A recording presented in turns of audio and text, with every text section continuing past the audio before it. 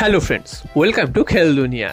আজ থেকে শুরু হয়ে গেল মোহনবাগানের প্র্যাকটিস। তো নতুন মরশুমে মোহনবাগানের যাত্রাপথ শুরু হয়ে গেল আজ থেকে। আজ মোহনবাগানের জুনিয়র দল অর্থাৎ মোহনবাগানের যারা সিএফএল খেলবে এবং ডুরান্ড কাপ খেলবে সেই দল আজকের থেকে প্র্যাকটিস শুরু করে দিয়েছে। এবং মোহনবাগানের নতুন কোচ ডেগি কার্ডোজো, জুনিয়র দলের নতুন কোচ ডেগি কার্ডোজো, তিনিও কিন্তু আজকের উপস্থিত ছিলেন। এছাড়াও একঝাঁক জুনিয়র দলের ফুটবলাররা কিন্তু উপস্থিত ছিলেন। তো আজকে থেকে অনুশীলন শুরু হয়ে গেল। তাদের লক্ষ্য কিন্তু সিএফএল এবং ডুরান্ড কাপ। সিএফএল মোহনবাগান যাত্রা শুরু করছে আগামী জুলাই মাস থেকে। 25শে জুন থেকে সিএফএল শুরু হলেও মোহনবাগানের কিন্তু প্রথম দিকে খেলা নেই। জুলাইয়ের প্রথম দিক থেকে কিন্তু মোহনবাগান মাঠে নামবে। তো তার জন্য কিন্তু আজ থেকে মোহনবাগান প্র্যাকটিস শুরু করে দিল। আজ অনেক প্লেয়ারই কিন্তু উপস্থিত ছিলেন, বেশ কিছু প্লেয়ার এখনও অনুপস্থিত রয়েছেন। তারা কিন্তু আগামীকাল বা পরশু থেকে তারাও কিন্তু যোগ দেবে।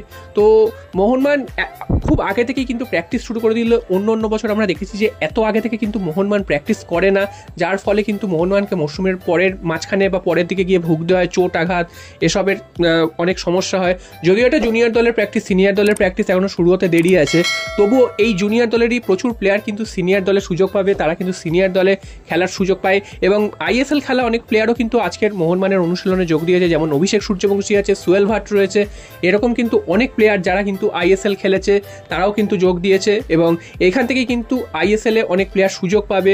তারা যদি ভালো পারফরমেন্স করতে পারে, নজর কাড়া পারফরমেন্স করতে পারে, তারাও কিন্তু আইএসএল এর দলে সুযোগ পাবে, যেটা কিন্তু গত মরশুমে আমরা দেখেছিলাম হামতে, কিয়ান নাসিরি, অভিষেক সূর্যবংশী।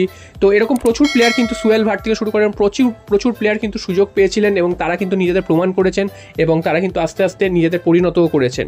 তো আজ থেকে মোহনবাগানের যাত্রা শুরু হয়ে গেল নতুন মরশুমে। তার জন্য মোহনবাগান সিএফএল এবং ডুরান্ড কাপের জন্য কিন্তু দল নামাবে। তো দেখা যাক, এবার এত আগে থেকে মোহনবাগান প্র্যাকটিস শুরু করলো এবং নতুন করে ঢেলে জুনিয়র দলটা সাজাচ্ছে। মোহনবাগান সাফল্য পায় কিনা আরএফটিএল বা অন্যান্য যেসব ম্যাচগুলো আছে সিএফএল ডুরান্ড কাপ, এগুলোতে সাফল্য পায় কিনা সেটাই এখন দেখার বিষয়।